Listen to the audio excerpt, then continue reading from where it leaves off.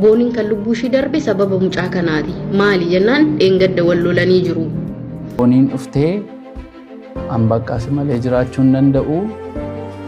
Natti hin deebitu taanaan of hin ajjeesaa jette.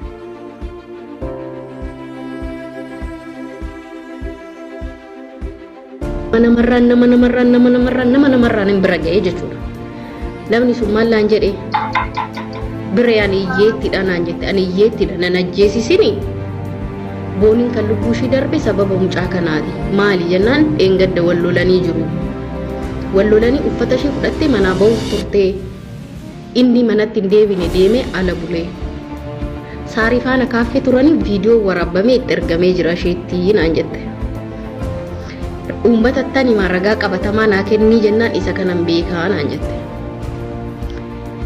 Qaamni bilbila Boonii irratti viidiyoo ergame sun nu baasu eenyudha? Borus kan biraa akkatti itti fufa.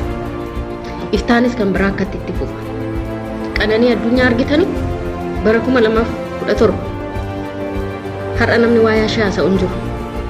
Booniidhaaf illee har'a boochuu har'a waay jettan boruu hin dagattan.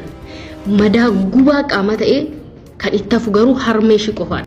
Egaan egaa daawwattoota keenya akkuma as fuulduratti argitan egaa waa'ee du'a Boonii kanarratti wanta inni ba'aa jiran illee wanta hedduudha jechuudha. Keessumaayyuu akka kanaan dura jalqabee jedhamee turetti Booniin waan akka tiiktaakii kanarratti koomentii garaagaraa barreeffameen isarraan kaatee of ajjeestee kan jedhamaa turee fi garuu dhugaan jiru immoo amma kunoo gadi ba'aa jirti jechuudha. Keessumaayyuu akka as fuulduratti dhageessan egaa Booniin fi Josy'n wal lolanii galgala sana Josy'n mana gadhiisee ba'ee ture. Hiriyaa isaatii isee biraa bukkee dhaqee wajjin utuma isaan jiranii namni waraabee viidiyoo immoo fuudhee Booniitti ergitu jechuudha. Egaa Booniin immoo sanuma argitee atattama akkasiillee ofirratti fudhatti jechuudha. Keessumaayyuu wanti kun egaa dhiyeenya kana jalqabe osoo hin taane kanumaan durayyuu warri kun lamaan wal lolaa jiru, wal lolaa turanii Boonii fi Josy'n kanaan dura wal lolaa turanii waggaa dheeraa fi akkasumas illee al tokkoof illee wal lolaa turanii bakkeedhaan gaayidda isaanii bareedaa fakkaatus keessa garuu baay'ee dubbiidhaan kan guuteedha jechuudha. Keessumaayyuu akka moonet haasofsiistee turte kanaan dura isee irratti dublee inni illee dubbatee ture jechuudha. Yoon isee kana dhiisee iseen kun of ajjeestii jedhee inni illee achirratti himaa ture jechuudha. Kanaafuu lamman isaanii wajjin jiraachuun koo dirqama jechaa ture jechuudha.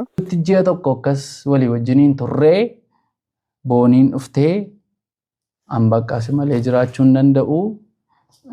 Natti hin deebitu taanaan of hin ajjeesaa jette. Yoon mucaa ishee sana dhiise isheen sunis of miiti.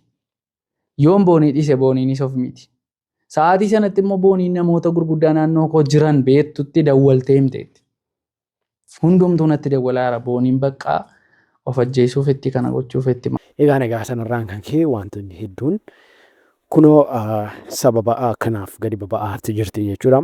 Egaa kun immoo viidiyoo keenya irratti amma dhumraatti waan daawwataniif galatoomaa saniin jecha viidiyoo kan biraan immoo yeroo kan biraan walitti deebina.